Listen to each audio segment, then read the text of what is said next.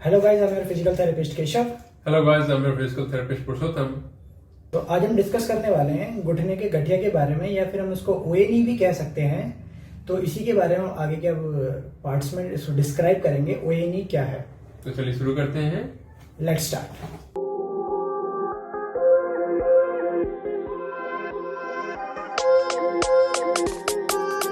पुरुषोत्तम, जैसे कि अगर मेरे घुटनों के अंदर दर्द है तो मेरा ध्यान किस तरफ जाना चाहिए और मुझे क्या करना चाहिए मेरे घुटनों में दर्द है तो?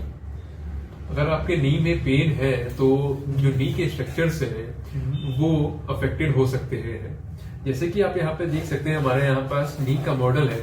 ओके। तो सबसे पहले देखेंगे कि आप यहाँ पे काफी सारे लिगामेंट्स हैं। तो सबसे मोस्ट कॉमन ये हो सकता है कि लिगामेंट किसी में स्प्रेन आ गया हो। अगर इंडिविजुअल लिगामेंट्स की बात करें तो आपके पास जो एसीएल है, एंटीरियर क्रूसिएट लिगामेंट, उसमें इंजरी हो सकती है जो कि एथलीट्स में काफी कॉमन होती है। या फिर आपके पास पीसीएल इंजरी हो सकती है, या फिर जो मेनिस्कस होता है उसका टीयर हो सकता है। उसका टीयर काफी कॉमन रहता है, बट उसके साथ कुछ अलग ही सिनेरियोज डेवलप होते हैं जिसमें वो स्पेसिफिकली इंजर्ड होता है। उसकी बात हम उसके टॉपिक में करेंगे। उसी तरह अगर यहाँ पे जैसे कि बर्सा होते हैं मूवमेंट को स्मूथ करने के लिए, उसमें इन्फ्लेमेशन हो सकता है, बर्साइटिस हो सकता है, या फिर जो आपका बोन है बोन अफेक्ट हो सकता है, उसकी वजह से हो सकता है। आज के वीडियो में जो हम कवर करने जा रहे हैं वो घुटने का गठिया कवर करेंगे, या फिर ओएनी, जो कि खुद एक डीजेनरेटिव डिसऑर्डर है जो कि एज के साथ पेशेंट्स के अंदर देखने को मिलता है। तो हम लोग ओएनी के बारे में डिटेल में स्टार्ट करेंगे आज। वहीं जो बाकी टॉपिक्स जो हमने अभी देखे जिनकी वजह से नी में पेन हो सकता है, वो अपकमिंग वीडियोस में हम लोग कवर करेंगे। अगर आप चाहते हैं कि कोई टॉपिक पहले हम कवर करें तो कमेंट सेक्शन में प्लीज हमें बताइए। ऑस्टियोआर्थराइटिस नी पे हम आगे बढ़ने से पहले पुरुषोत्तम जी, मैं थोड़ा ये जानना चाहूंगा कि आप व्यूअर्स को थोड़ा सा नी जॉइंट के बारे में बताइए कि नी जॉइंट क्या है, इसके बारे में थोड़ा समझाइए। ओके। जैसे कि आप जानते हैं कि ज्वाइंट्स आपके दो बोन से मिलके बनता है, ठीक है। बट नी ज्वाइंट आपका इतना सिंपल नहीं है। नी ज्वाइंट एक कॉम्प्लेक्स स्ट्रक्चर है। इसमें आपके 3 बोन्स इन्वॉल्व है और 2 ज्वाइंट इन्वॉल्व है। सबसे पहला जो ऊपर का आपका थाई बोन, फीमर, ये इन्वॉल्व है। नीचे की ओर आपका जो टिबिया है, नीचे की ओर जो आपका टिबिया है, this one, the larger one, not this smaller one, ये आपका इन्वॉल्व है। एंड एक सेस्मोइड बोन यहाँ पे, पटेला, जो आपको साइड में देख रहा होगा, पटेला, ये इन्वॉल्व है। ये पटेला वही है क्या जिसको लोग आम भाषा में टकना टकना कहते हैं या कटोरी कहते हैं? वही है। ओके। घुटने की कटोरी। ठीक है। तो ये तीनों स्ट्रक्चर मिलके आपका नी ज्वाइंट बनाते हैं। इसमें भी आपके 2 सेपरेट ज्वाइंट्स हैं जो कि दोनों मिलकर एक फाइनली एक कॉम्प्लेक्स स्ट्रक्चर आपको दे रहे हैं। 2 ज्वाइंट्स कौन से हैं? सबसे पहला ज्वाइंट होता है आपके फीमर और आपके टिबिया के बीच में, ठीक है। ये आपका फीमर, ये आपका टिबिया, इन दोनों के बीच में बनता है आपका फीमोरो टिबियल ज्वाइंट। एंड वही आपका सेकंड ज्वाइंट होता है पटेला और फीमर के बीच में, पटेलो फीमोरल ज्वाइंट। तो ये दोनों ज्वाइंट मिलके आपको बना रहे हैं एक कॉम्प्लेक्स स्ट्रक्चर जिसे कहते हैं नी ज्वाइंट, ठीक है। अब ये नी ज्वाइंट में मूवमेंट फैसिलिटेट करने के लिए इनको चारों ओर से घेर कर रखता है एक साइनोवियल फ्लूइड। एक सेकंड आपको इंटरप्ट करना चाहूंगा। हमारे व्यूअर्स एक्चुअली में जानना चाहते हैं साइनोवियल फ्लूइड क्या है। साइनोवियल फ्लूइड किसे कह रहे हैं यहाँ पर हम?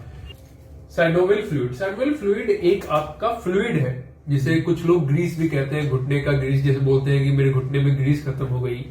तो बेसिकली ये वो ग्रीस तो नहीं होता, एक फ्लूइड है टाइप का जो आपके मूवमेंट को फैसिलिटेट करने में हेल्प करता है, ठीक है। ये जो फ्लूइड है साइनोवियल फ्लूइड, इसमें बहुत सारे न्यूट्रिएंट्स होते हैं, काफी न्यूट्रिएंट डेंस स्ट्रक्चर होता है जो कि आपके वहां पे जितने भी स्ट्रक्चर्स हैं, कार्टिलेज हो गए, लिगामेंट्स हो गए, सबकी न्यूट्रिशन एंड मूवमेंट में हेल्प करता है। बट विद टाइम ये आपका साइनोवियल फ्लूइड खत्म हो जाता है। बाकी स्ट्रक्चर्स भी होते हैं नी ज्वाइंट के अंदर, जैसे कि लिगामेंट्स हो गए, कार्टिलेज हो गया, मेनिस्काई हो गया, बर्सा हो गया। बट वो इस वीडियो के पर्पज से काफी ज्यादा हो जाएगा, उतनी इंफॉर्मेशन की रिक्वायरमेंट नहीं है।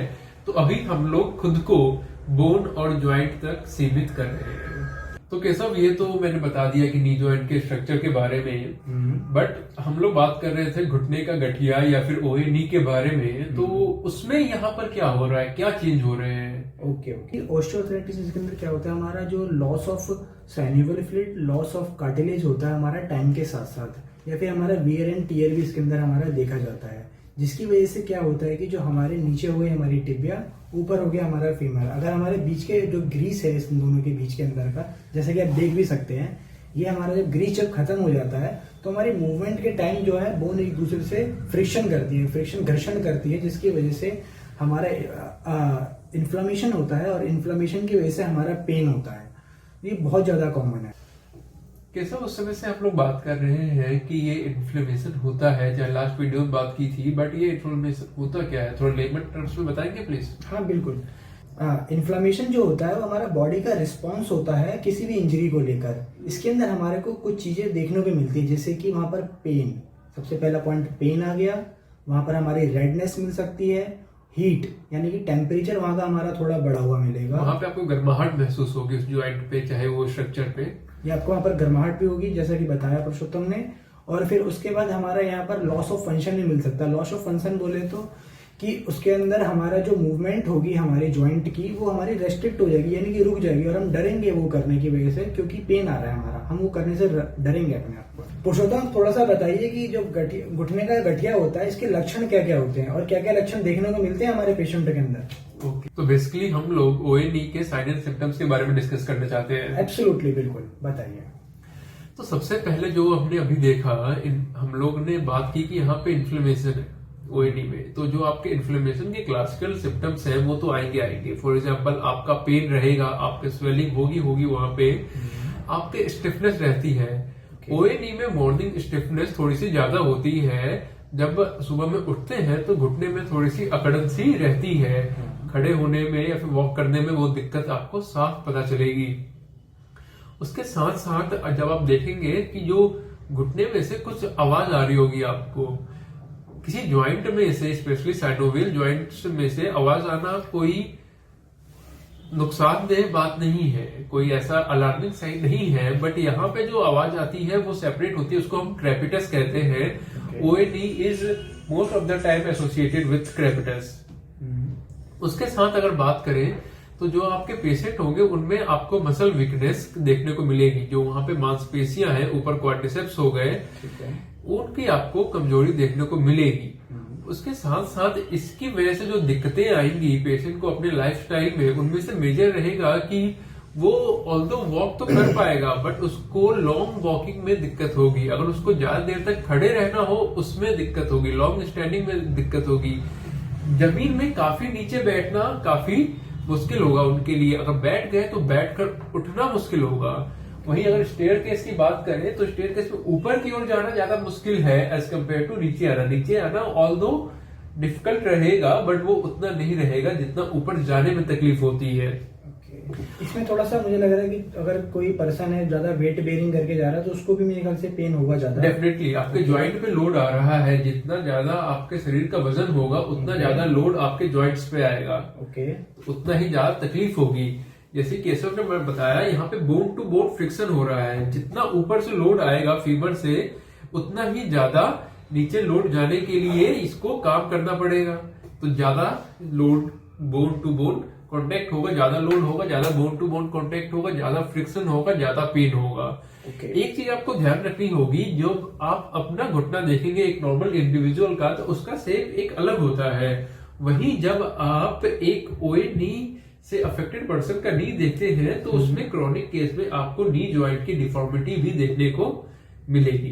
तो डिफॉर्मिटी क्या है? डिफॉर्मिटी थोड़ा सा बताइए, डिफॉर्मिटी किसे कह रहे हैं आप? डिफॉर्मिटी फॉर एग्जांपल एक नॉर्मल कॉन्टूर या फिर शेप होता है किसी जॉइंट का, ये शोल्डर का शेप है, ठीक है, वैसे ही नी का शेप हो गया एक, ठीक है, एक नॉर्मल इंडिविजुअल में उसका शेप अलग होता है, बट अगर आप को लंबे टाइम से ओए नी की दिक्कत है तो मतलब कि इसमें बार बार इंजरी हो रही है, इन्फ्लेमेशन हो रहा है, बॉडी का रिस्पॉन्स आएगा इस चीज से, तो ये यहाँ पे लॉन्ग टर्म में जो आपका एक नॉर्मल शेप है उससे शेप अलग हो जाता है। एक डिफरेंट शेप क्या होगा एक अफेक्टेड क्रोनिक जॉइंट का, उसका एग्जांपल मैं आपको यहाँ पर एक इमेज में दिखाता हूँ। तो केशव, ये तो थे फिजिकल साइन एंड सिम्टम्स, इसको जरा आगे एक्सपेंड करेंगे प्लीज। हाँ बिल्कुल, आपने देखा जैसे कि ओए नी के अंदर, गठिया बाई के अंदर हमारी स्टेजेस होती हैं। जो हमारा सबसे पहले जो हमारा पेन आता है, इसके अंदर दर्द जो आता है वो हमारा घुटनों के अंदर वाले पार्ट में आता है, यानी कि मीडियल पार्ट में। मीडियल पार्ट का जो हमारा जॉइंट का स्पेस होता है, जैसे कि आप स्क्रीन पे देख सकते हो, वो धीरे धीरे खत्म होने लग जाता है और जिसकी वजह से हमारे को पेन आता है। बाद में जब ये प्रोग्रेसिव होता रहता है, बढ़ता जाता है हमारा, हम ज्यादा एक्शन करने लग जाते हैं, तो ये मीडियल साइड भी और लेटरल साइड भी, दोनों साइड इससे अफेक्ट हो जाते हैं और पेन हमारा पूरे के पूरे नी जॉइंट के अंदर आने लग जाता है। तो अभी तक हम लोग डिस्कस कर चुके हैं अबाउट ओए नी, क्या इसके ओए नी क्या होता है, क्या कैसे डेवलप होता है, क्या साइन एंड सिम्टम्स एक्सेट्रा होते हैं। अभी हम लोग डिस्कस करने जा रहे हैं इसके मैनेजमेंट के बारे में। तो कैसा थोड़ा सा इस पे रोशनी डालिए। ओके, जो हमारा ओए नी होता है, इसका मैनेजमेंट बेसिकली हमारा 3 तरीके से होता है। हमारा फर्स्ट हो गया सर्जिकल, जिसके अंदर हम क्या करते हैं, नी का पूरा पूरा रिप्लेसमेंट करते हैं। उसके बाद सेकंड हो गया हमारा फार्माकोलॉजिकल, जिसके अंदर जो हमारे डॉक्टर होते हैं वो दवाइयाँ देते हैं जिससे हमारा पेन कंट्रोल में आता है। और तीसरा हमारा हो गया फिजियोथेरेपी ट्रीटमेंट। तो फिजियोथेरेपी के बारे में थोड़ा सा बताइए। फिजियोथेरेपी ट्रीटमेंट, जैसे कि अपने लास्ट वीडियो में कहा था, एक वीडियो में ये सब कवर करना थोड़ा सा ज्यादा ही लंबा हो जाएगा। हम फिजियोथेरेपी ट्रीटमेंट के बारे में नेक्स्ट वीडियो में डिस्कस करेंगे, जो कि सिर्फ फोकस्ड होगा फिजियोथेरेपी ट्रीटमेंट के ऊपर ही। तो दोस्तों, अगर आपको हमारा इनिशिएटिव अगर अच्छा लगा तो प्लीज इसको ज्यादा से ज्यादा शेयर कीजिए, लाइक करिए, सब्सक्राइब कीजिए। थैंक यू दोस्तों, Thank ये you देखने के लिए। हम आपसे मिलते हैं नेक्स्ट वीडियो में। टेक केयर दोस्तों।